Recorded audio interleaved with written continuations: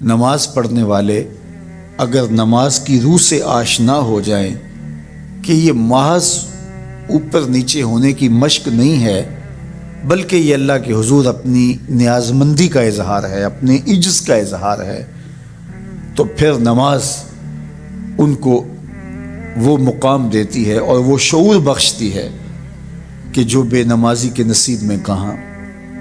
انسان کے اشرف اعضاء اس کے سر میں ہیں، بولنے کی قوت زبان سر میں، دیکھنے کی قوت آنکھیں سر میں، سننے کی قوت کان سر میں، سوچنے کی قوت دماغ سر میں، سونگھنے کی قوت ناک سر میں، اور یہ سر مالک کے در پہ۔ اور زبان سے بندہ کیا کہہ رہا ہے؟ سبحان ربی الاعلی، مالک تو سب سے اعلیٰ ہے۔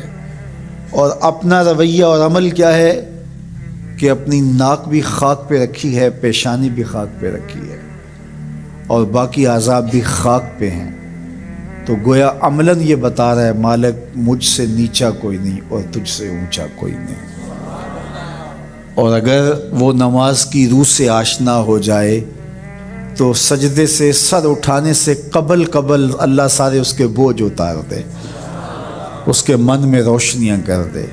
تو نماز بندگی کا شعور دیتی ہے، من میں چراغاں کرتی ہے۔ اللہ کے حضور جھکنے سے بندہ ایسا بندہ کامل بن جاتا ہے کہ پھر وہ کسی اور کے آگے نہیں جھکتا۔ تو اپنی اولاد کو نماز کی محبت دو، نماز کی ترغیب دو، نماز کی عادت دو اور نماز کا حکم دو، اور ان کی عادت راسخ ہو جائے، طبیعت میں پختگی کے ساتھ نماز کو اختیار کرنا ان کی طبع میں جم جائے۔ نماز ان کی طبیعت میں نظم پیدا کرے گی، ان کو نظم و ضبط کا پابند بنائے گی، اور ان کی صحت کی ضامن ہوگی، اور ان کے باطن کی طہارت کا سبب اور ذریعہ ہوگی۔ اس لیے کہا کہ اللہ کے حضور جھکنا نہ بھولنا اور نماز قائم کرنا۔ نماز کا تعلق اپنے آپ سے ہے کہ وہ اپنے آپ کو سنوارتا ہے، تقرب اللہ کے لیے اس کی اپنی عملی کوشش ہے۔ بندے اور خدا کا ایک ربط ہے نماز۔ اسی طرح یہ خیال کہ میرا مالک مجھے دیکھ رہا ہے، اس سے بھی تہذیب نفس ہوتی ہے، باطن کی تربیت ہوتی ہے۔ انسان ایک حصار میں آ جاتا ہے، ایک پہرے میں آ جاتا ہے کہ میرا اللہ مجھے دیکھ رہا ہے، اور پھر وہ قدم پھونک کے رکھتا ہے۔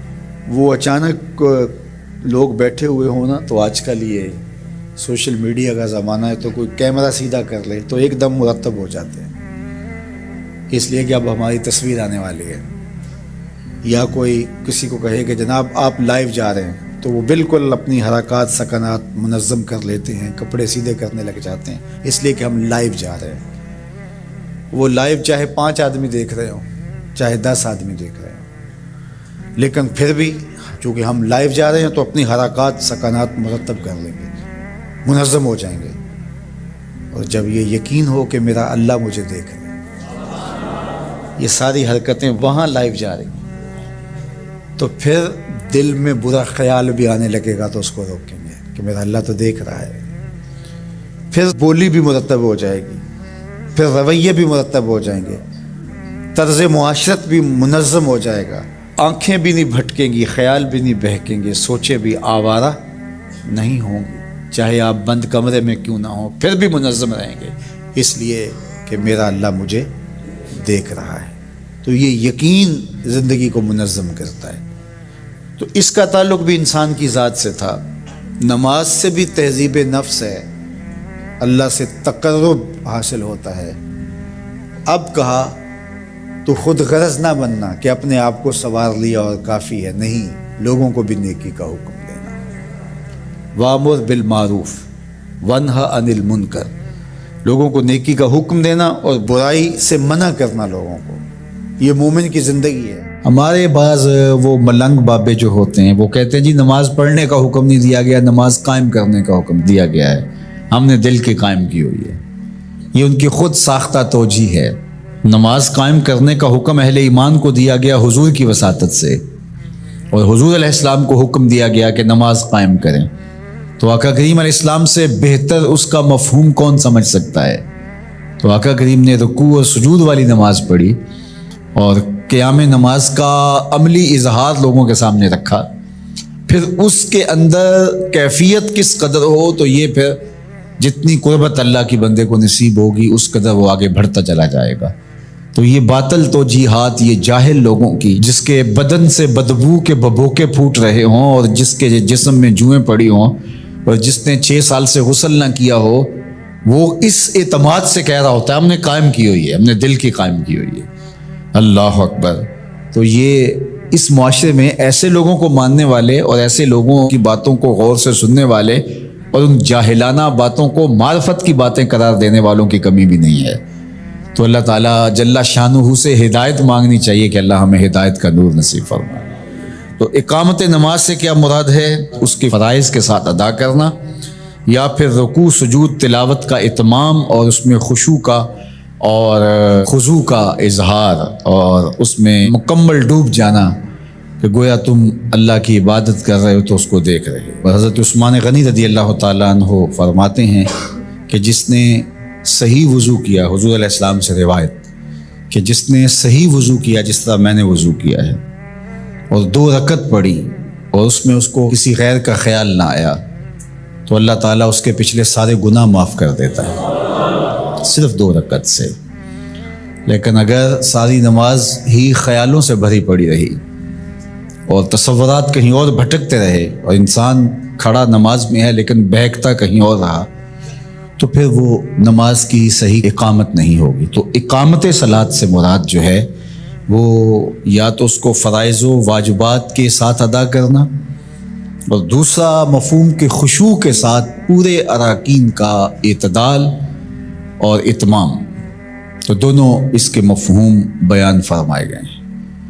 تو ظاہر ہے کہ ابتدا کے اندر تو کوشش ہوگی کہ فرائض واجبات پورے ہو جائیں، تو وہ خشوع اگر نہیں بھی حاصل ہو پایا تو پھر بھی کوشش جاری رکھنی چاہیے، نہ یہ کہ اب وہ تو کیفیت ہی نہیں نصیب ہو رہی تو میرا نماز پڑھنے کا کیا فائدہ. حضرت محدث کچوچوی علیہ رحمہ سے کسی مرید نے کہا حضرت نماز پڑھتا ہوں لیکن لطف نہیں آتا، مزہ نہیں آتا. تو آپ نے اسے سوالیہ انداز میں پوچھا کہ اس کے باوجود بھی پڑھتے ہو؟ اس نے کہا جی وہ تو فرض ہے، پڑھتا تو ہوں. تو آپ جھومنے لگے، فرمایا واہ واہ، تمہیں مزہ نہیں آتا پھر بھی پڑھتے ہو؟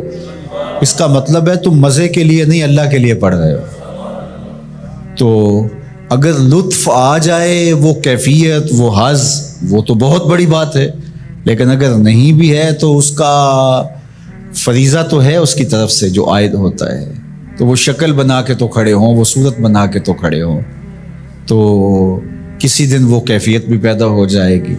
خورش دے بدر را جو کب کو حمام کہ یک روز افتد ہمائے بدام. سعدی شیرازی فرماتے ہیں کہ دانے ڈالتا رہے، چوغا ڈالتا رہے، کبھی کبوتر آئے گا، کبھی کوا آئے گا، کبھی کوئی اور فاختہ آ جائے گی، لیکن کسی دن وہ بھی آ جائے گا جس کے لیے تم یہ سب کچھ کر رہے ہو. تو اس لیے محنت کو جاری رکھو، کوشش کرتے رہو، تو ایک دن انشاءاللہ اس کیفیت میں بھی چلے جاؤ گے. دروازہ کھٹکھٹانا چھوڑنا نہیں ہے، دستک دیتے رہو، کبھی تو بوا کھلے گا نا، کبھی تو آواز آئے گی کھلا ہے دروازہ آ جاؤ اندر. پھر اندر سرور کی وادی ہوگی، کیف کا جہاں آباد ہوگا. اور آقا کریم نے ہمارے لیے آسانی پیدا فرما دی کہ اللہ کی عبادت اس طرح کرو کہ گویا تم اسے دیکھ رہے ہو، اور اگر یہ نہیں تو کم از کم یہ کیفیت تو ہو کہ وہ تمہیں دیکھ رہا ہے. تو اپنی اپنی کیفیت ہوتی ہے. بہرحال نماز کو ترک نہیں کرنا، بھرپور کوشش ہو کہ خشوع و خضوع کے ساتھ نصیب ہو.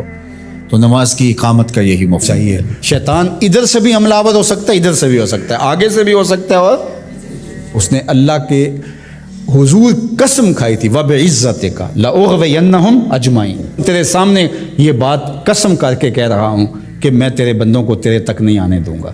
ان کے دائیں سے آؤں گا، ان کے بائیں سے آؤں گا، آگے سے آؤں گا، پیچھے سے آؤں گا، چاروں طرف سے حملہ. کدھر بھاگیں گے؟ اللہ اکبر. ظالم 2 راستے بھول گیا، اوپر والا اور نیچے والا. جب بندہ دعا کے لیے ہاتھ اٹھاتا ہے یا سر سجدے میں رکھ دیتا ہے، شیطان کچھ بھی نہیں کر پاتا. تو یہ دائیں سے بھی آ رہا ہے، بائیں سے بھی آ رہا ہے، آگے سے بھی آ رہا ہے، پیچھے سے بھی آ رہا ہے. اور اس نے خود اللہ کے سامنے قسم کی ہے، مجھے تیری عزت کی قسم، ان بندوں کو تیرے تک نہیں آنے دوں گا، چاروں طرفیں گھیر لوں گا۔ تو یہ چومکھی لڑائی ہے شیطان کے ساتھ، کبھی یہ کسی طرح سے آ جاتا ہے، کبھی کسی طرح سے آ جاتا ہے، کبھی کسی طرح سے آ جاتا ہے۔ تو اس کے بڑے مکر و فریب اور بڑے طریقے ہیں، اللہ تعالیٰ اس کے مکر و فریب سے ہمیں محفوظ فرمائے۔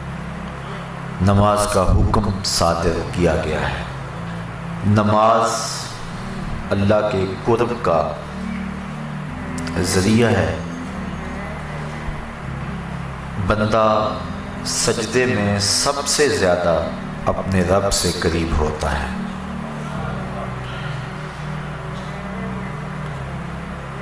انسان اشرف المخلوقات ہے۔ جتنی بھی مخلوقات کے انداز عبادت ہیں وہ سارے نماز کے اندر جمع کر دیے گئے۔ قیام، رکوع، قومہ، جلسہ،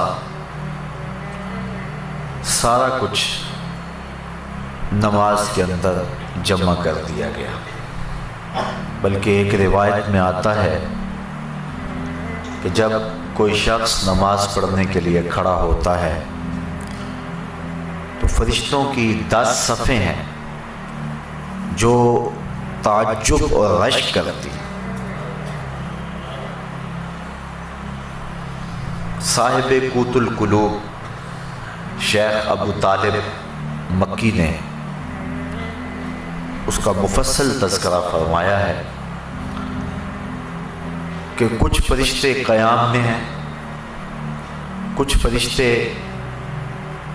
قعود میں ہیں، کچھ فرشتے رکوع میں ہیں، کچھ فرشتے سجدے میں ہیں۔ کچھ تسبیح کر رہے ہیں، کچھ تحلیل کر رہے ہیں، کچھ استغفار طلب کر رہے ہیں، کچھ ثنا کرتے ہیں، کچھ درود پڑھتے ہیں اور کچھ دعا مانگ رہے ہیں۔ جو رکوع کرتا ہے وہ ہمیشہ رکوع میں ہے، سجدہ اس کا مقصود نہیں ہے۔ جو قیام میں ہے وہ قیامت تک قیام میں ہی رہے گا۔ جو تسبیح کر رہا ہے اس کا وظیفہ تسبیح ہی ہے۔ جو ثنا میں لگا ہے وہ ثنا کو ہی ساری زندگی قیامت تک اپنائے رکھے گا۔ جو استغفار طلب کر رہا ہے وہ استغفار میں ہی ہے۔ لیکن جب انسان نماز کے لیے کھڑے ہوتے ہیں تو یہ 10 صفیں جو فرشتوں کی ہیں یہ انسان پہ رشک کرتی ہیں، اس اعتبار کے کہ جو قیام میں ہے وہ کہتے ہیں کہ میری نماز میں تو صرف قیام ہے، لیکن یہ انسان کتنا خوش نصیب ہے کہ اس کی نماز میں قیام بھی ہے، رکوع بھی ہے، سجدہ بھی ہے، قعود بھی ہے۔ استغفار والے کہتے ہیں کہ میرے پاس صرف استغفار ہے، ثنا والا کہتا ہے کہ میرے پاس صرف ساری زندگی ثنا ہے، لیکن اس کی نماز میں ثنا بھی ہے، اس کی نماز کے اندر استغفار بھی ہے، اس کی نماز کے اندر دعا بھی ہے، اس کی نماز کے اندر درود بھی ہے، اس کی نماز کے اندر سلام بھی ہے۔ تو اس طرح فرشتوں کی جو 10 صفیں ہیں جو مختلف نوعیت کے طرز عبادت میں لگی ہوئی ہیں، تو حضرت انسان کی عبادت پر فرشتے بھی رشک کرتے ہیں کہ یہ کتنا اللہ کا مقرب ہے کہ اللہ نے اپنی عبادت کے سارے طریقے اور اپنے کو پکارنے کے سارے انداز ایک انسان کو عطا کر دیے۔ نماز اللہ کے قرب کا سب سے بڑا ذریعہ ہے۔ حضرت شیخ مجدد الفسانی علیہ رحمہ فرماتے ہیں کہ جو لذت نماز میں ہے وہ کسی اور جگہ موجود نہیں ہو سکتی ہے۔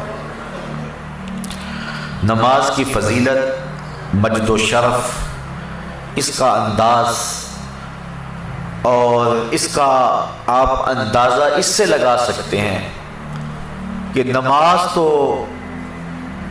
مجد و شرف اور فضل و کمال کا سبب ہے ہی۔ جو اذان ہے اس کی اتنی برکتیں ہیں کہ حضور نبی رحمت صلی اللہ علیہ وآلہ وسلم نے فرمایا المؤذنون اطول الناس اعناقا یوم القیامہ، قیامت کے دن سب سے اونچی گردنیں اذان دینے والوں کی ہوں گی۔ یہ حضرت معاویہ رضی اللہ تعالی عنہ سے مروی ہے، قیامت کے میدان کے اندر جب لوگ چلیں گے تو سب سے اونچی گردنیں مؤذن اذان دینے والوں کی ہوں گی۔ بلکہ ایک شخص حضور کی خدمت میں حاضر ہوا اور وہ عرض کرتا ہے کہ حضور مجھے ایسے عمل کی نشاندہی کیجئے کہ میں وہ عمل کر کے جنت میں داخل ہو جاؤں۔ تو حضور نے فرمایا کن مؤذنا، تو مؤذن بن جا، پنجگانہ اذان دیا کر۔ اس نے کہا لا استطیع، میں اس کی استطاعت نہیں رکھتا، وقت پر آنا، سب نمازیوں سے پہلے آنا اور وقت کا خیال رکھتے ہوئے اذان دینا یہ سب سے مشکل کام ہے۔ اس نے کہا کہ میں اس کی استطاعت نہیں رکھتا۔ فرمایا کن اماما، اچھا پھر تو امام بن جا۔ اس نے عرض کی لا استطیع، میں اس کی استطاعت بھی نہیں رکھتا۔ تو پھر حضور نے ارشاد فرمایا فقم بإزاء الامام، تو پھر امام کے پیچھے کھڑا ہو جانے والا ہو جا۔ تو اگر کوئی شخص جنت میں داخل ہونا چاہتا ہے تو ان تین چیزوں میں سے ایک چیز اس کو ضرور اختیار کرنا پڑے گی، یا مؤذن بن جائے، یا امام بن جائے، یا امام کے پیچھے کھڑا ہونے والا ہو جائے۔ تو نماز کی جو فضیلت ہے وہ تو ہے ہی، اذان کی اتنی فضیلت ہے۔ کل قیامت کے دن مؤذن حضرت بلال حبشی کی قیادت کے اندر جنت میں جائیں گے اور ان کی گردنیں لوگوں سے بلند ہوگی۔ بلکہ نماز کے لیے ایک مؤذن تو اذان دیتا ہے، اس کی تو برکتیں ہیں ہی۔ ایک حدیث میری نظر سے گزری لا تسبوا الدیک لأنہ یوقظ للصلاۃ، فرمایا کبھی مرغے کو گالی نہ دینا، یہ تمہیں نماز کے لیے جگاتا ہے۔ جو مرغا نماز کے لیے بیدار کرے وہ محبوب بن جاتا ہے، تو جو نماز کے لیے اذان دے وہ کتنا محبوب ہوتا ہے۔ وہ محبوب ہوتا ہے تو جو نماز جو مقصود ہے جو پڑھے پھر اس کو اللہ کی محبت کتنی حاصل ہوتی ہے۔ بلکہ جب کوئی شخص ندا دیتا ہے، حدیث شریف میں لفظ ہیں حضرت ابو ہریرہ رضی اللہ تعالی عنہ سے مروی ہے، جو شخص ندا دے اور پھر جو اس کا جواب دے۔ حضرت بلال حبشی نے ندا دی، حضور کے ساتھ صحابہ تھے۔ جب حضرت بلال حبشی خاموش ہوئے تو حضور نے ارشاد فرمایا من قال مثل ھذا یقینا دخل الجنہ، جس نے یقین کے ساتھ جو بلال نے کہا ہے وہ جواب میں کہے، یعنی اذان کا جو جواب دے دے، فرمایا جو یقین کے ساتھ اذان کا جواب دے دے، فرمایا وہ سیدھا جنت میں جائے گا۔ ابھی نماز کی جو فضیلت ہے وہ ایک بہت بڑا امر ہے، اذان دینے والے کی جو برکتیں ہیں اور اس کو جو مجد و شرف ملتا ہے، اور اذان کی جو پکار پہ لبیک کہتا ہے۔ لوگ تین طرح کے ہیں، ایک وہ ہیں کہ جب اذان ملتی ہے تو وہ فوراً سارے کام چھوڑ کے نماز کی تیاری میں لگ جاتے ہیں۔ ایک روایت میں آتا ہے قیامت کے دن کچھ لوگ جن کے چہرے ستاروں اور موتیوں کی طرح چمکتے ہوں گے، وہ ظاہر ہوں گے، لوگوں کی ایک جماعت ہوگی۔ فرشتے ان کو پوچھیں گے تم کون ہو؟ تو وہ عرض کریں گے کہ ہم وہ لوگ ہیں کہ جو ہی اذان ہوتی تھی ہم سارے کام چھوڑ دیتے تھے اور فوراً وضو کر کے مسجد کا رخ کرتے تھے۔ تو فرشتے انہیں مبارک دیں گے اور جنت کا مجدہ دیں گے۔ پھر ایک جماعت اور آئے گی جن کے چہرے چاند کی طرح چمک رہے ہوں گے۔ فرشتے انہیں پوچھیں گے تم کون ہو؟ تو وہ کہیں گے کہ ہم وقت داخل ہونے سے پہلے ہی وضو کر لیا کرتے تھے اور اذان کے ساتھ ہی مسجد کی طرف چل دیتے تھے۔ فرشتے انہیں مبارک دیتے ہیں اور جنت کا مجدہ دیتے ہیں۔ پھر ایک اور جماعت آئے گی جن کے چہرے سورج کی طرح چمکدار ہوں۔ فرشتے پوچھیں گے تم کون ہو؟ تو وہ کہیں گے کہ ہم وہ لوگ ہیں کہ ہم وضو کر کے طہارت بنا کے مسجد میں پہنچ جاتے تھے تو اذان ہوتی تھی، یعنی ہم اذان مسجد میں ہی سنتے تھے۔ حضرت سعید بن المسیب رضی اللہ تعالی عنہ جلیل القدر تابعی، آنکھوں سے نابینے تھے لیکن جو روشنی دل میں تھی، جو بینا ہیں ان کے پاس بھی وہ اجالے کہاں ہو سکتے ہیں جو حضرت سعید بن المسیب کے پاس تھے۔ اللہ اکبر۔ کہتے ہیں 40 سال تک حضرت سعید بن المسیب نے جو ہے وہ تکبیر اولا بھی قضا نہیں ہونے دی، اسی وجہ سے ان کا نام پڑ گیا تھا حمامت المسجد، مسجد کا کبوتر۔ یعنی جس طرح کبوتر ہیں مسجدوں کے اندر رہتے ہیں تو حضرت سعید بن المسیب کا یہ نام پڑ گیا تھا۔ حالانکہ وہ آنکھوں سے نابینے تھے لیکن انہوں نے مسجد کی حاضری کا اس طرح التزام کیا کہ ان کا نام ہی حمامت المسجد پڑ گیا تھا۔ بلکہ جب یزید نے مدینے کو اجاڑا ایام حرہ میں، جب اس نے 3 دن تک اہل مدینہ کو سخت پریشان رکھا اور اس کے گھوڑے مسجد نبوی کے اندر باندھے گئے، اس وقت جو بھی پکڑا جاتا اس کو قتل کر دیا جاتا، تو حضرت سعید بن المسیب ان ایام کے اندر بھی مسجد میں رہے۔ فرماتے ہیں کہ لیکن میں پریشان تھا کہ ظہر کا وقت ہوگا کون بتائے گا، مغرب عشاء کا وقت ہوگا کون بتائے گا۔ 3 دن تک مسجد نبوی میں نہ اذان ہوئی نہ اقامت ہوئی۔ یہ بڑے خطرناک دن آئے ہیں، اور یہ یزید بدبخت نے جس طرح کربلا میں ظلم کیا، اس نے مکہ المکرمہ میں بھی ظلم کیا اور اس نے مدینہ رسول میں بھی ظلم کیا، اور 3 دن تک مسجد نبوی میں اس کے ظلم کی وجہ سے اذان اور اقامت نہیں ہوئی۔ حضرت سعید بن المسیب آنکھوں سے نابینے تھے، اور جب بھی کوئی یزید کے فوجی آتے تو نابینا سمجھ کے چھوڑ جاتے۔ فرماتے ہیں میں پریشان تھا کہ مجھے نمازوں کے وقت کا کون بتائے گا۔ اس مشکل وقت میں انہیں یہ پریشانی لاحق تھی کہ کہیں نماز کا وقت نہ گزر جائے۔ تو کہتے میں حضور کے روضے کے پاس بیٹھا تھا، فلم ازل اسمع الاذان والاقامت من قبر رسول اللہ صلی اللہ علیہ وسلم۔ اور میں جب بھی پھر نماز کا وقت آیا، گنبد خضرا سے اذان کی آواز بھی آئی اور اقامت کی آواز بھی آئی۔ تو جو شخص اہتمام کرے کہ ہم نے تکبیر اولا کو قضا نہیں کرنا ہے، ان کے لیے پھر اللہ یوں بھی اہتمام فرما دیتا ہے۔ ان حالات میں بھی ان کی تکبیر اولا قضا نہیں ہوئی، اور 3 دن تک گنبد خضرا کے مکین کے ساتھ مل کے نمازیں پڑھتے رہے۔ یہ حضرت سعید بن المسیب رضی اللہ تعالی عنہ کا اعزاز ہے، یہ ان کی تکریم ہے، یہ ان کی عزت افزائی ہے۔ اللہ اکبر۔ حضور فرمایا کچھ لوگ مسجدوں کی میخیں ہوتی ہیں، جس طرح کیل ٹھکا ہوتا ہے وہ مسجدوں میں یوں وابستہ ہوتے ہیں، اور اگر کسی وجہ سے وہ مسجد کی حاضری سے قاصر ہو، بیماری کی وجہ سے اگر وہ مسجد میں نہیں آ رہے، اللہ کے فرشتے ان کا حال پوچھنے کے لیے جاتے ہیں۔ یہ ان کا اعزاز ہے، یہ ان کی تکریم ہے۔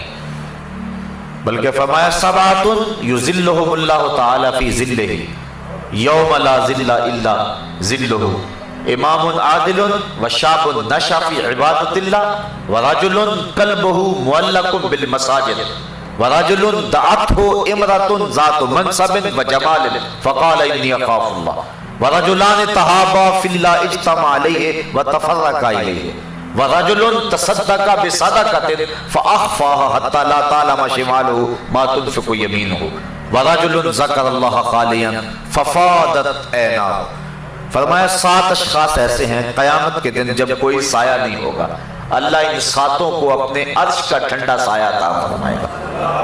ان میں سے جو تیسرا شخص بیان فرمایا، حدیث طویل ہے، وَرَجُلٌ قَلْبُهُ مُعَلَّقٌ بِالْمَسَاجِدِ، وہ آدمی جس کا دل مسجد کے ساتھ لگا ہوا ہے، اسے جب بھی ڈھونڈو مسجد میں ملے گا، مسجد کے ساتھ وابستہ ہے، مسجد کی تعمیر کے لیے، مسجد کی آبادی کے لیے، مسجد کی صفائی کے لیے، اس کا دل مسجد سے وابستہ ہے۔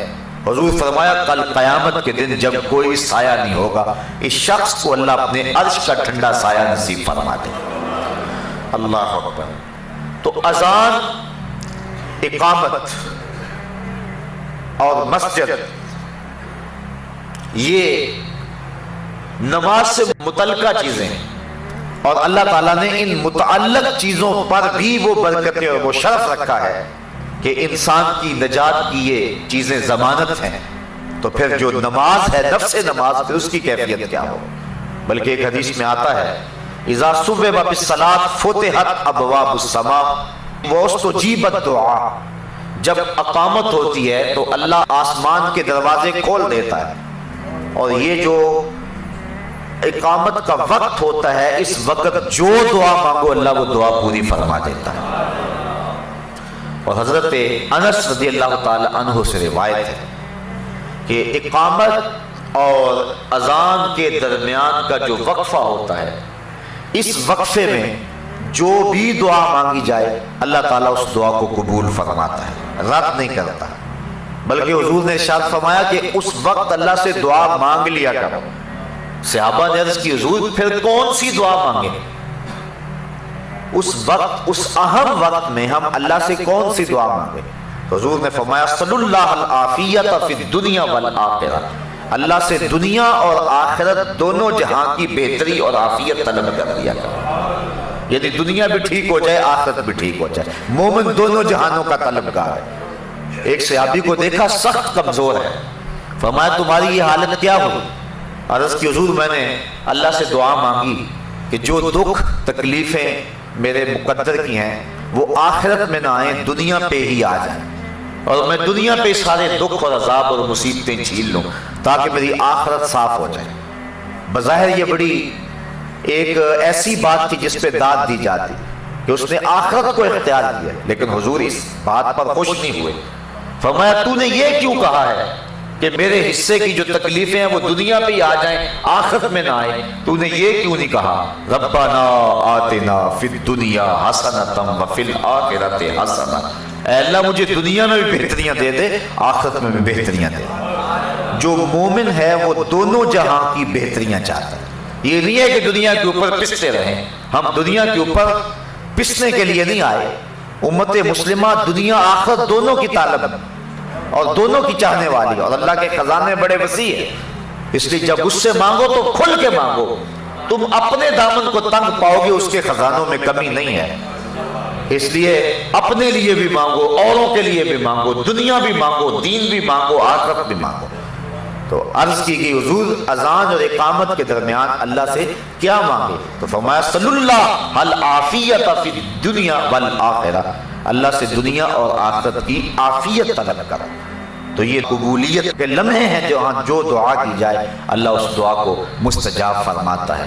بلکہ نماز تو آگے آتی، جب انسان وضو کے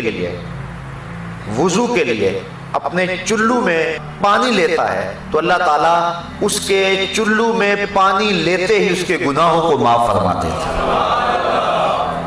حضرت عثمان بن عفان رضی اللہ تعالی عنہ، آپ ایک جگہ تشریف لائے اور آپ نے پانی منگوایا، پھر اس کے بعد آپ نے وضو کیا، اور وضو کرتے کرتے آپ مسکرانے لگے۔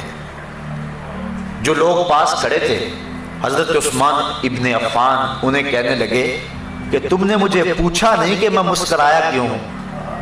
لوگوں نے کہا اچھا آپ بتائیں کہ آپ کیوں مسکرائے ہیں؟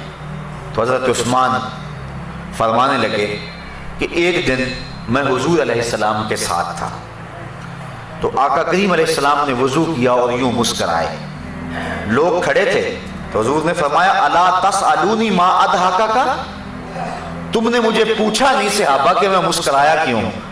تو صحابہ نے عرض کی ما اضحکک یا رسول اللہ، حضور آپ ارشاد فرمائیں نا کہ آپ کیوں مسکرائے؟ تو حضور نے ارشاد فرمایا ان العبد اذا دعا بوضوء فغسل وجهه حتى الله عنه كل خطيئة اصابها بوجهه واذا غسل ذراعيه كان كذلك واذا طهر قدميه كان كذلك۔ فرمایا جب کوئی شخص وضو کے لیے پانی منگواتا ہے اور پانی منگوا کے اپنے چہرے کو دھوتا ہے، اللہ ہر خطا کو چہرے سے دور کر دیتا ہے، اور اسی طرح جب وہ اپنے بازو دھوتا ہے تو ہاتھوں کے سارے گناہ اللہ تعالیٰ دھو ڈالتا ہے، اور اسی طرح جب وہ اپنے پاؤں کو دھوتا ہے تو اللہ تعالیٰ جل شانہ پاؤں کے سارے گناہوں کو دھو ڈالتا ہے۔ نماز کا فضل و شرف اور اس کی فضیلت وہ تو مسلمہ ہے، نماز سے پہلے جو عمل ہے اللہ اس کی برکتوں سے گناہگار کو جہنم کی آگ سے آزادی بخشتا ہے۔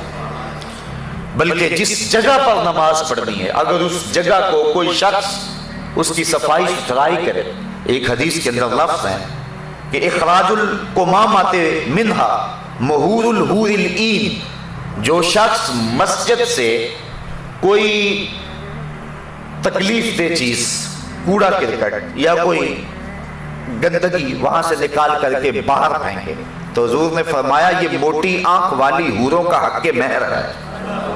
یہ جو مسجد کی صفائی کرتے ہیں، علماء نے لکھا ہے کہ مسجد صاف کرنے سے دل صاف ہوتا ہے۔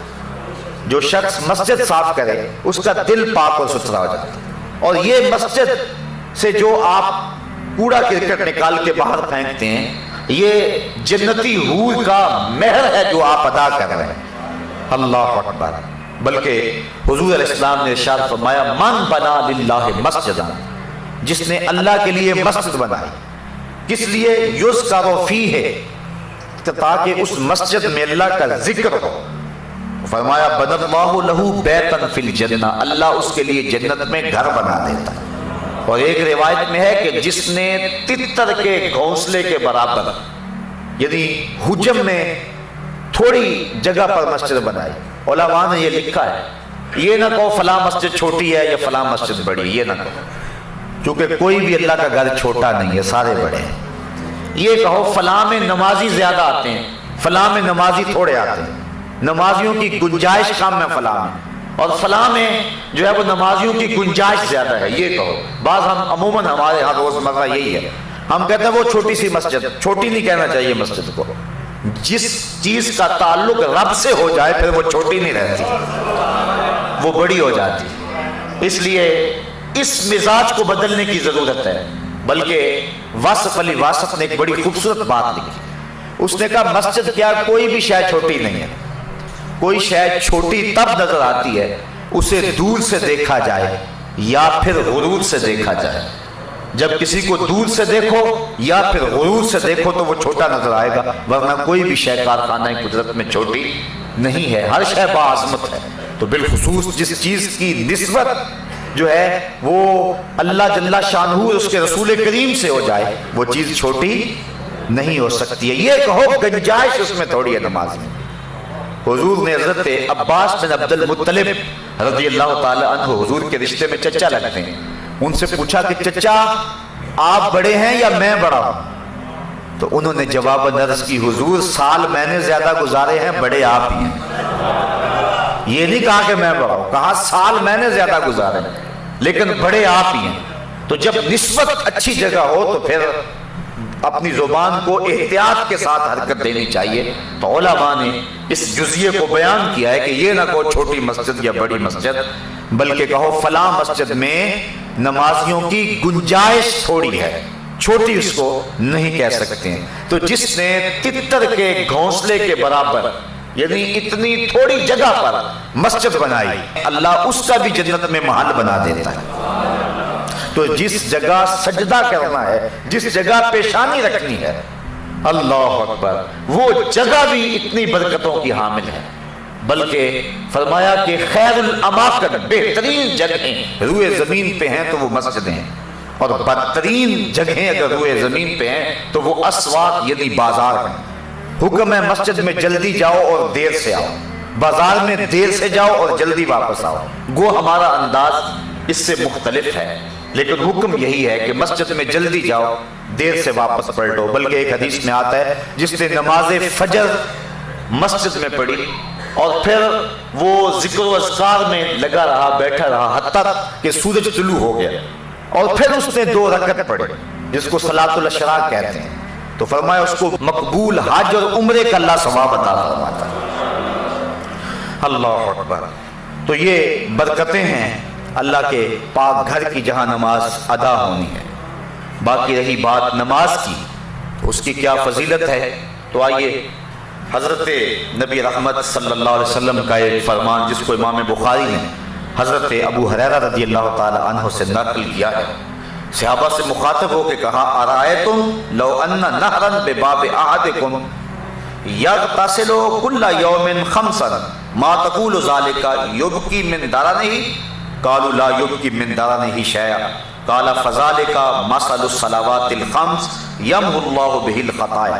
فرمایا صحابہ ایک بات تو بتاؤ، اگر کسی شخص کے دروازے کے سامنے سے کوئی نہر گزرتی ہو اور وہ دن میں 5 مرتبہ اس نہر میں غسل کرے، مجھے بتاؤ کیا اس کے بدن پر کوئی میل کچیل باقی رہے گی؟ صحابہ نے عرض کی حضور اس کے بدن پر کوئی میل باقی نہیں رہے گی. فرمایا یہی 5 نمازوں کی مثال ہے. جو شخص پنجگانہ نماز پڑھتا ہے اس کے بدن پر گناہوں کا کوئی میل باقی نہیں رہتا. اللہ تعالیٰ گناہوں کو دھو دیتا ہے جس شخص نے پنجگانہ نماز کا مزاج بنا لیا. صحابہ فرماتے ہیں، اور یہ بھی حضرت امام بخاری نے حضرت عبداللہ رضی اللہ تعالیٰ عنہ سے روایت نقل کی ہے کہ حضور سے سوال کیا گیا ای العمل احب الی اللہ، حضور سب سے زیادہ اللہ کو محبوب عمل کون سا ہے؟ یعنی کون سا وہ عمل ہے جو اللہ کو سب سے زیادہ محبوب ہے؟ قال الصلاۃ علی وقتہا، فرمایا وقت پہ نماز پڑھنا. اولاد بنی آدم کے جتنے بھی اعمال ہیں اچھے نیک صالح اعمال، ان میں سے اللہ کو سب سے زیادہ محبوب عمل جو ہے وہ وقت پہ نماز پڑھنا ہے. ثم ایو، صحابہ نے عرض کی حضور پھر اس کے بعد؟ قال ثم بر الوالدین، پھر والدین کے ساتھ حسن سلوک کرنا. نماز کے بعد سب سے زیادہ اہمیت والدین کے ساتھ حسن سلوک کی ہے. آج کل من جملہ قباحتوں میں یہ قباحت بہت زیادہ پائی جا رہی ہے کہ لوگ اپنے والدین کی تعظیم نہیں کرتے، ان کی تذلیل کرتے ہیں.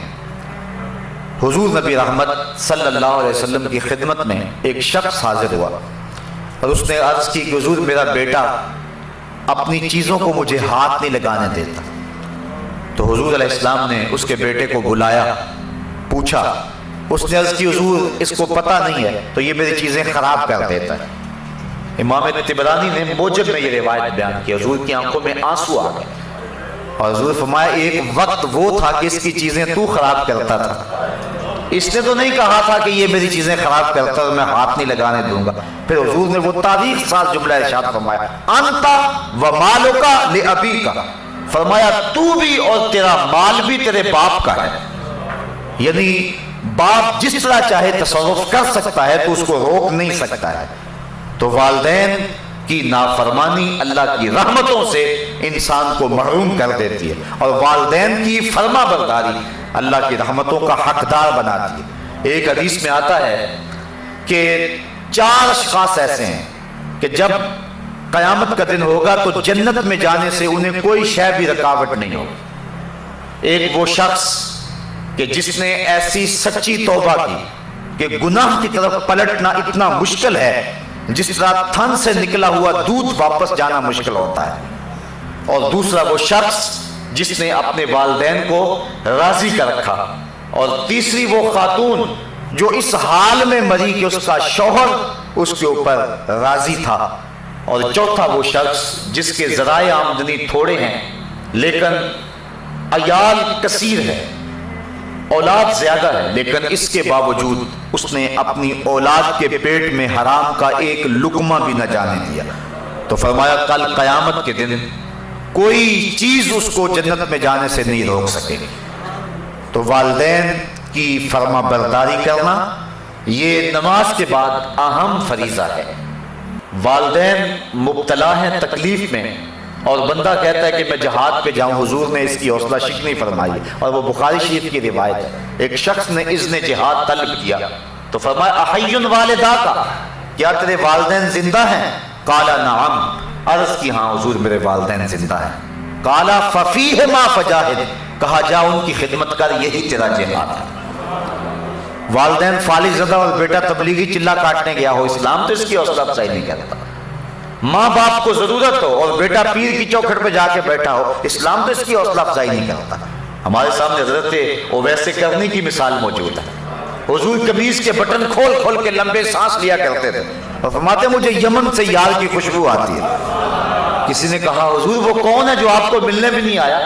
لوگ کہاں کہاں سے آگے، یمن تو دور بھی نہیں ہے، تو وہ ملنے بھی نہیں آیا آپ کو. تو فرمایا اس کی بوڑھی اور نابینا ماں ہے جس کی خدمت اسے میرے حضور آنے سے روکے ہوئے، بلکہ فرمایا کوئی اویس کو ملے اور میرا سلام دے اور اس کو کہے کہ میری امت کی بخشش کی دعا کرے۔ حضرت عمر فاروق اور حضرت علی المرتضیٰ دونوں گئے، حضور کا سلام پیش کیا۔ حضرت اویس کرنی نے جب سنا تو آنکھوں میں آنسو ڈال آئے اور بار بار کہتے تھے بتاؤ حضور کے لبوں پہ میرا نام کیسے آیا تھا، کیسے کہا تھا اویس کو سلام دینا۔ جب محبتوں کے امٹتے ہوئے یہ جذبے دیکھے، کہا اتنا پیار حضور سے تو ملنے کیوں نہیں آیا؟ جب یہ بات کہی تو حضرت اویس نے رخ کو بدلا، کہا تم نے میرے رسول کو دیکھا ہے؟ کہا ہاں، ہم تو شام سویرے رہتے ہی خدمت میں تھے۔ کہا پھر بتاؤ حضور کے ابرو جڑے ہوئے تھے یا کھلے ہوئے تھے؟ اب یہ حیرت زدہ ہو گئے۔ کہا مجھ سے پوچھ لو جس نے نہیں دیکھا، کوئی دور سے دیکھتا تو جڑے ہوئے نظر آتے، قریب آ کے دیکھتا تو کھلے ہوئے نظر آتے۔ تو معلوم یہ ہوا کہ جو ماں باپ کی خدمت میں رہا وہ حضور کی صحبت سے بھی محروم نہیں رہا، حضور کے قرب کی دولت سے بھی وہ مالا مال رہا ہے۔ حضرت بایزید بستامی کہتے ہیں کہ میں نے اپنی ماں کے آگے ہاتھ جوڑے، میں نے کہا امی تیرے حق ادا کروں یا کہ اللہ کے حق ادا کروں؟ اپنے حق معاف کر دے، میں اللہ کو منا لیتا ہوں۔ ماں نے کہا جاؤ بیٹا۔ 12 سال جنگلوں میں گھومتے رہے۔ ایک دن بستان کے قریب سے گزر رہے تھے، دل میں خیال آیا جاتے جاتے ماں کو سلام کر جاؤں۔ دروازے کو دستک دینے لگا، رات کا موقع تھا۔ خیال آیا کہ ساری زندگی ماں کو سکھ نہیں دیا، دکھ بھی کیوں دوں؟ ماں سوئی ہوگی، میرے لیے اٹھے گی۔ دروازے کے ساتھ لگ کے کھڑے ہو گئے۔ سردیوں کی لمبی رات تھی، ساری رات بیت گئی۔ جب سحری کا وقت ہوا، اندر سے جو نالی آتی تھی وہاں سے پانی آیا۔ سمجھ گئے میری ماں سحری کے لیے اور تہجد کے لیے بیدار ہوئی اور یہ اس کے وضو کا پانی ہے۔ دروازے کو دستک دی، اندر سے آواز آئی بیٹا بایزید ٹھہرو میں آتی ہوں۔ مائیں تو بیٹوں کے دستک کے انداز سے جانتی ہوتی یہ کون سا بیٹا دستک دے رہا ہے، یہ ماں کا پیار ہے۔ ماں نے دروازہ کھولا۔ حضرت بایزید بستامی کہتے ہیں کہ پھٹے ہوئے کپڑے، پیوند لگے ہوئے اور بکھری ہوئی حالت۔ ماں نے جب دیکھا تو آنکھوں میں آنسو مٹائے۔ 12 سال کے بعد بیٹے کو دیکھا تھا۔ ماں نے جب دیکھا تو ہاتھ اٹھا لیے، کہا مالک میرا بیٹا بایزید تیری طلب میں نکلا تھا، تو نے ابھی تک اسے اپنا قرب نہیں دیا۔ یہ جملے تھے ماں کی زبان پر۔ حضرت بایزید کہتے ہیں 12 سال کی ریاستوں سے مجھے جو کچھ نہیں ملا تھا ان جملوں سے مل گیا۔ میں نے کہا مالک میں تجھے کہاں ڈھونڈ رہا ہوں، تو ماں کی دعاؤں میں ہے۔ تو اگر والدین ناراض ہیں تو عبادت نہیں ہے۔ اور ایک روایت میں آتا ہے جس نے والدین کو تنگ کیا اور اس کے والدین ناراض تھے، قیامت کے دن وہ جنت کی خوشبو بھی نہیں پائے گا، اور جنت کی خوشبو 500 سال کی مسافت سے آنا شروع ہو جائے گی، لیکن وہ جنت کی خوشبو بھی نہیں پائے گا جس کے والدین اس پہ راضی نہیں ہیں۔ تو فرمایا پہلی چیز کیا؟ اللہ کو جو محبوب ترین عمل ہے وہ وقت پہ نماز پڑھنا ہے۔ دوسرا محبوب عمل بر الوالدین، والدین کے ساتھ حسن سلوک کرنا۔ صحابہ نے عرض کی ثم ایو حضور پھر کون سا عمل ہے؟ قال الجہاد فی سبیل اللہ، کہا اللہ کے راستے کے اندر جہاد کرنا۔ تو سب سے اولیت نماز کو، پھر اس کے بعد والدین کے ساتھ حسن سلوک کرنے کو، اور پھر تیسرے نمبر پہ حضور نے جہاد کا ذکر فرمایا۔ حضرت سلمان فارسی رضی اللہ تعالی عنہ سے ایک روایت ہے، اور روایت بیان کرتے ہیں حضرت ابو عثمان رضی اللہ تعالی عنہ کہتے ہیں ایک دن میں حضرت سلمان فارسی رضی اللہ تعالی عنہ کے ہمراہ کسی سفر میں تھا۔ خزاں کا موسم تھا اور درختوں کی شاخوں کے اوپر جو پتے تھے وہ زرد ہو گئے ہوئے تھے۔ ایک درخت آیا جس کی ایک شاخ لٹک رہی تھی اور جس کے اوپر زرد پتوں کا گہنا تھا۔ حضرت سلمان فارسی نے اس شاخ کو پکڑا اور جھٹکا دیا، جتنے پتے تھے گر گئے۔ اس منظر کو دیکھ کر کے میں محظوظ ہو رہا تھا کہ حضرت سلمان فارسی میری طرف توجہ پذیر ہوئے اور کہنے لگے ابو عثمان تو نے پوچھا نہیں کہ میں نے ایسا کیوں کیا ہے؟ تو میں نے کہا کہ حضرت آپ بتا دیجئے آپ نے ایسا کیوں کیا ہے؟ کہا ایک دن میں حضور کے ساتھ تھا، سفر کا موقع تھا اور موسم یہی تھا۔ درخت کی ایک شاخ لٹک رہی تھی جس کے اوپر زرد پتے تھے۔ حضور آگے بڑھے اور شاخ کو پکڑ کے حضور نے جھٹکا دیا تو جتنے بھی اس کے اوپر پتے تھے سارے گر گئے اور شاخ اسی طرح خالی ہو گئی۔ تو میں بھی اس منظر کو دیکھ کے معزوز ہوتا رہا. حضور نے میری طرف توجہ کی اور فرمایا سلمان تو نے مجھے پوچھا نہیں کہ میں نے ایسا کیوں کیا. حضرت سلمان فارسی کہتے ہیں میں نے عرض کی بندہ نواز آپ ارشاد کر دیں کہ آپ نے ایسا کیوں کیا. تو حضور نے فرمایا جس طرح میں نے اس شاخ کو جنبش دی اور اس کے اوپر کوئی پتا باقی نہیں رہا، جب کوئی شخص نماز کے لیے کھڑا ہوتا ہے اس طرح سارے گناہ اس کے بدن سے جھڑ جاتے ہیں. تو یہ نماز کی برکات ہیں. حضور نے ارشاد فرمایا مفتاح الجنت الصلاۃ، جنت کی چابی نماز ہے، یعنی چابی کے بغیر تالا نہیں کھلتا. تو اگر جنت میں جانے کی آرزو ہے تو پھر نماز کی ادائیگی کا مزاج بنانا ہوگا. نماز کی ادائیگی کا مزاج بنا لیں گے تو یہ جنت کو کھولنے والی ہے. مفتاح الجنہ، جنت کی یہ چابی ہے. بلکہ حضور علیہ السلام نے ارشاد فرمایا اول ما یحاسب بہ العبد یوم القیامہ الصلاۃ، قیامت کے دن بندے سے سب سے پہلا سوال نماز کا ہوگا. اگر پہلے سوال کے اندر ہی انسان بے بس ہو گیا تو باقی معاملے تو خراب ہو گئے، اور جس نے اس کے جواب کے اندر آسانی پائی اس کے باقی معاملے بھی اللہ ٹھیک فرما دے گا. تو قیامت کے دن بندوں سے سب سے پہلا سوال جو ہے وہ نماز کا ہوگا. اور میرے اور آپ کے آقا مولا نے فرمایا حبب الیہ من دنیاکم ثلاث، لوگوں تمہاری دنیا سے مجھے صرف 3 چیزیں پسند ہیں، الطیب والنساء وجعلت قرۃ عینی فی الصلاۃ، خوشبو منکوحہ عورتیں اور میری آنکھوں کی ٹھنڈک نماز میں رکھی گئی ہے. حضور نے نماز کو اپنی آنکھوں کی ٹھنڈک قرار دیا. بلکہ نماز کی برکات کا عالم یہ ہے کہ حضور نبی رحمت صلی اللہ علیہ وآلہ وسلم نے ارشاد فرمایا، حضرت ربیہ بن قعب اسلمی رضی اللہ تعالی عنہ حضور کی خدمت میں حاضر تھے اور حضور کی خدمت کیا کرتے تھے. تو حضور نے فرمایا سل، کوئی سوال کر لیجئے، مانگ لیجئے. ہیں آج وہ مائل بعطا اور بھی کچھ مانگ. اللہ اکبر، سل، مانگ لیجئے. تو حضرت ربیہ نے کیا مانگا؟ حضرت ربیہ کہتے ہیں فقلت، میں نے عرض کی اسألک مرافقتک فی الجنہ، حضور یہاں جس طرح مجھے آپ کا قرب حاصل ہے جنت میں بھی آپ کا قرب نصیب ہو جائے. جنت کا لطف تو تبھی نصیب ہوگا کہ اگر آپ کی مرافقت نصیب ہو جائے. تو حضور علیہ السلام نے فرمایا او غیر ذالک، یہ تو مل گیا، کچھ اور مانگ لو. اللہ اکبر. تو میں نے عرض کی فقلت هو ذاک، میں نے کہا حضور بس یہی کافی ہے، جنت میں آپ کا قرب مل جائے تو مجھے اور کیا چاہیے. شاید اسی کا نام ہے توہین جستجو، ہو منزل کی تلاش تیرے نقش کفے پا کے بعد. اگر آپ کا قرب نصیب ہو جائے تو مجھے اور کسی چیز کی طلب رہتی نہیں ہے، کوئی بھوک ہی نہیں باقی رہتی. میں نے کہا بس حضور کافی ہے، ہوا ذاک، بس کافی ہے. حضور نے فرمایا فَأَعِنِّي عَلَى نَفْسِكَ بِكَثْرَةِ السُّجُودِ، تو فرمایا کہ کثرت سجود کے ساتھ میری مدد کرنا. یعنی اگر تم جنت جانا چاہتے ہو میں تمہیں وعدہ دیتا ہوں، لیکن یہ نہیں کہ میرے وعدے پر تم جنت کی آرزو میں، جنت کی خواہش میں جو میں نے تم کو وعدہ دیا وہ وعدہ پورا ہوگا، لیکن اس کا یہ مطلب نہیں کہ تم سجدے چھوڑ دو. فرمایا اس وعدے کی تکمیل کے لیے تم نے میری کثرت سجود کے ساتھ مدد کرنی ہے. تو جنت کی چونکہ چابی ہی نماز ہے، اس لیے حضور نے حضرت ربیہ کو جنت کی بشارت دینے کے بعد بھی یہ بات کہی کہ کثرت سجود سے تو نے میری مدد کرنی ہے. کچھ لوگ حدیث کا پہلا حصہ تو بیان کر دیتے ہیں، اگلا حصہ چھوڑ دیتے ہیں. حضور نے وعدہ جنت دیا، لیکن اس کا یہ مطلب نہیں ہے کہ وعدہ جنت کے بعد وہ سجدوں کو چھوڑ دے.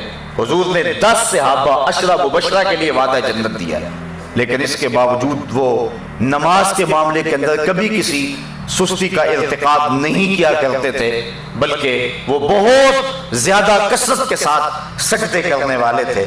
حضور نبی رحمت صلی اللہ علیہ وآلہ وسلم نے ارشاد فرمایا، اور ایک حدیث سنیے، اس کو روایت حضرت عبداللہ ابن عمر رضی اللہ تعالی عنہ فرماتے ہیں کہ صلینا مع رسول اللہ صلی اللہ علیہ وسلم المغرب، ہم نے حضور کے ساتھ مغرب کی نماز پڑھی.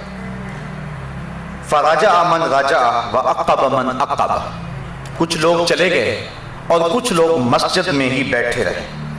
فجاء رسول اللہ صلی اللہ علیہ وسلم مسرعا، हुजूर तशरीफ लाए और हालत ये थी कि हुजूर बड़े तेज तेज कदम उठा के जहां सहाबा बैठे थे उधर आ रहे थे।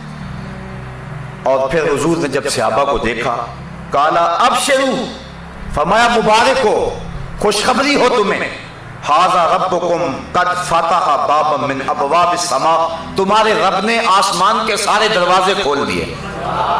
ये तुम्हारा रब है और उसने आसमान के सारे दरवाजे खोल दिए हैं। युबाही बिकुमुल मलाइका, और वो फरिश्तों में फख्र कर रहा है तुम्हारी वजह से। फरिश्तों के अंदर अल्लाह फख्र फरमा रहा है। और क्या फरमा रहा है? यकूल, वो कहता है, उन्जुरू इला इबादी कद कदो फरीज़तन वहुम यंतज़िरून उखरा। अल्लाह फरमाता है, और मेरे बंदों को देखो, उन्होंने एक नमाज पढ़ ली है और दूसरी नमाज के इंतजार में बैठे हुए हैं।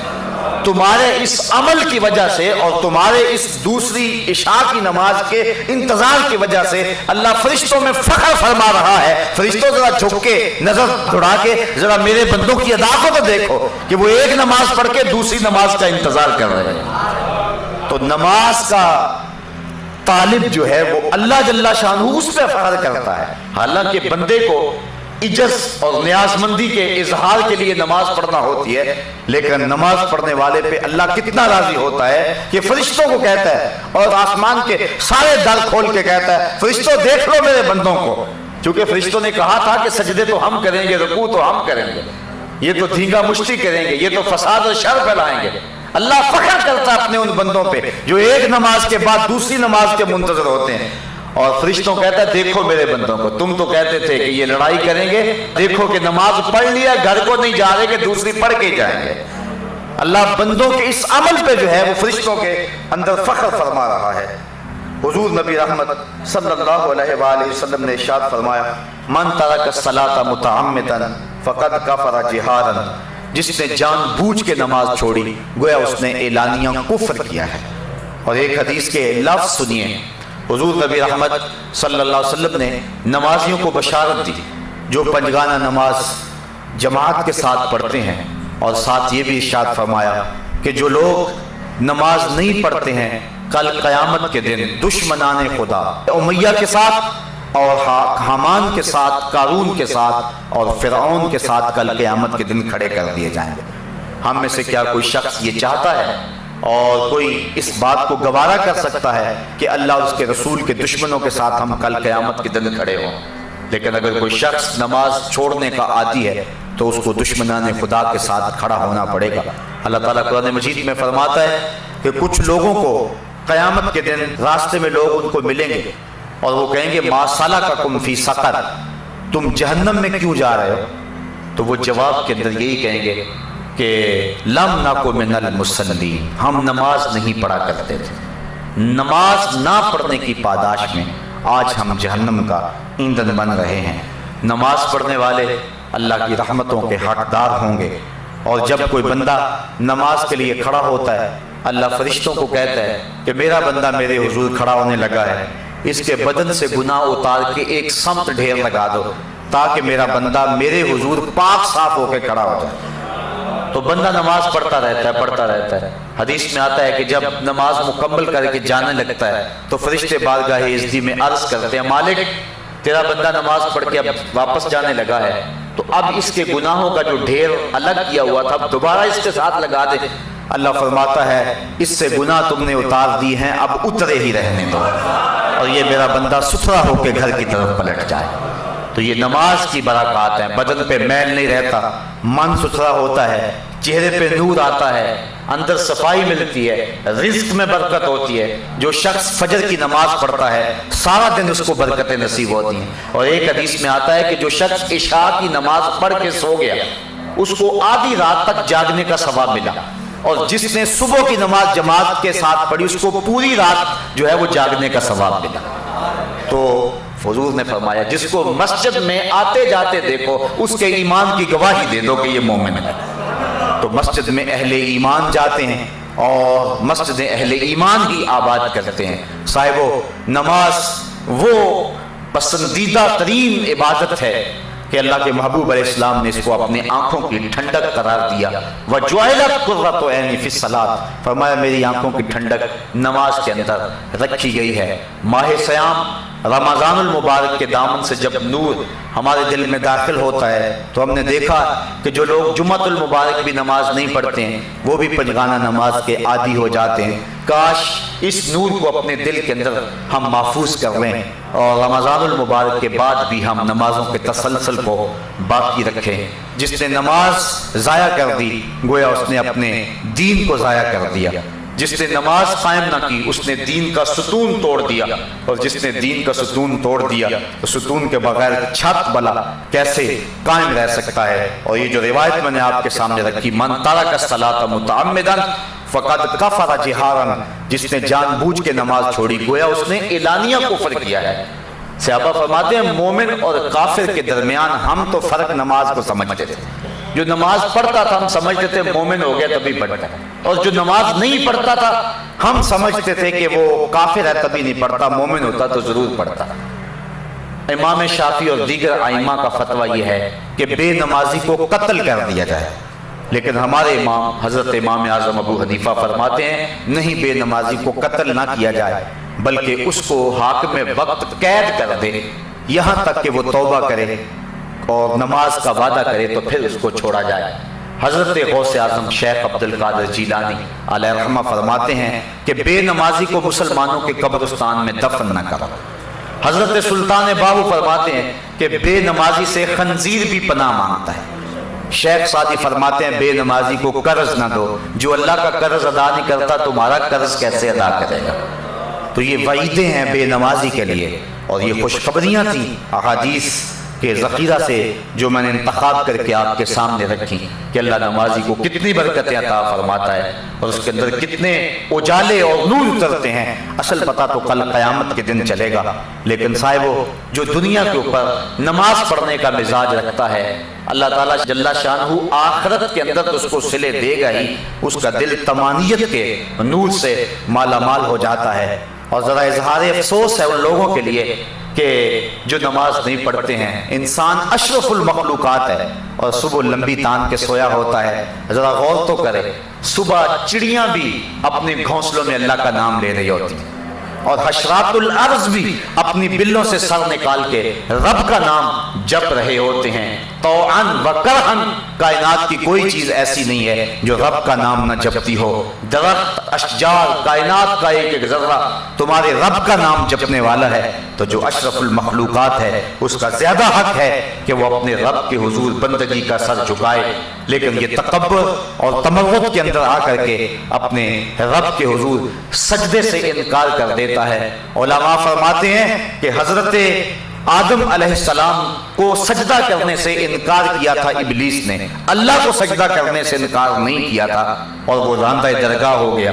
اور جو شخص 750 مرتبہ حکم کے باوجود اپنے رب کو سجدہ نہیں کرتا ہے اس کا پھر ٹھکانہ کیا ہوگا. شیطان نے تو حضرت آدم کو سجدہ نہیں کیا تھا، رب کو تو کرتا تھا، تو اللہ نے اس کو بھی راندہ درگاہ کر دیا. اور جو رب کو سجدہ نہیں کرتا ہے تو پھر اس کا ٹھکانہ کیا ہوگا. یہ سوچنے کی بات ہے اور بار بار سوچنے کی بات ہے. کمایا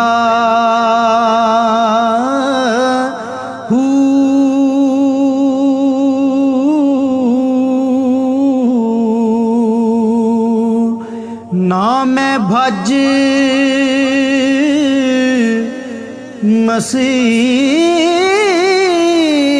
مسیتی وڑیا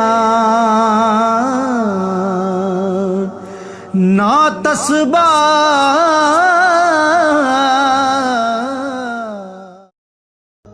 این عشق دی رمز انوکھی ربا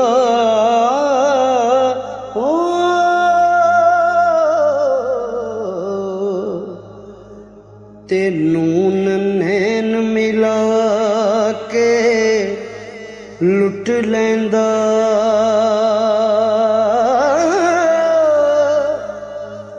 لوکی دشمن بن کے لٹ لیندے